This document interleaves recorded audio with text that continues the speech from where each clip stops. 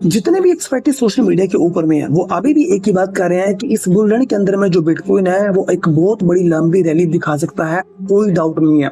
आखिर ऐसे कैसे पॉसिबल है कि इतने कॉन्फिडेंस के साथ में जितने भी एक्सपर्टीज हैं वो ये सब बातें कर रहे हैं कि बिटकॉइन का प्राइस में भी $2 लाख या मे भी कुछ एक्सपर्टीज तो यहाँ तक की भी बात कर रहे हैं कि $1 मिलियन तक भी जा सकता है।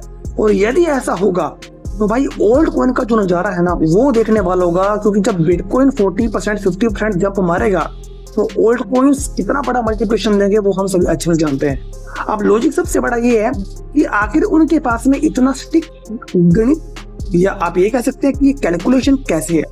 कैलकुलेशन ये है कि इतिहास ये बताता है कि जब गोल्ड अपने पीक के ऊपर में होता है, जब गोल्ड अपना ऑल टाइम बना रहा होता है तो बिटकॉइन अपने बॉटम के ऊपर ही होता है। और जब गोल्ड के अंदर में हल्का सा करेक्शन आना शुरू होता है तो बिटकॉइन के अंदर में एक बुल रन आ जाता है। और ये बुल रन सिर्फ 1 घंटे का देखने को मिला सिर्फ 2 दिन पहले, जब गोल्ड के अंदर में हल्का सा 4 से 5% का करेक्शन आया तो बिटकॉइन जहां 107 108 पे था वहीं बिटकॉइन का प्राइस 114 के ऊपर में चला गया या फिर $1,14,000 के ऊपर में चला गया। बात दोनों सेम ही है। मतलब हल्का सा गोल्ड के अंदर में करेक्शन और बिटकॉइन का सीधा बाउंस बैक, एक बुल रन सिर्फ 1 घंटे का।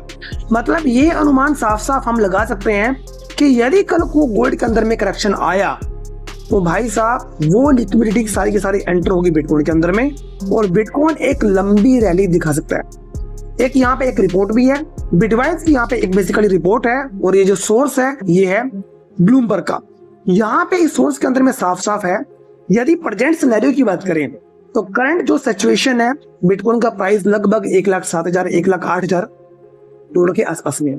बट यदि कल को गोल्ड की सिर्फ 1% की लिक्विडिटी, सिर्फ 1% की लिक्विडिटी भी गोल्ड की मार्केट कैप का सिर्फ 1% का लिक्विडिटी भी यदि क्रिप्टो करेंसी के अंदर में एंटर होता है तो बिटकॉइन का प्राइस आप $1,34,000 देखने को मिल सकता है, सिर्फ ओनली 1% से।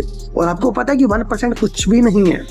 और यदि 2% एंटर होता है तो बिटकॉइन का प्राइस आप $1,61,000 देखने को मिल सकता है, सिर्फ 2% से।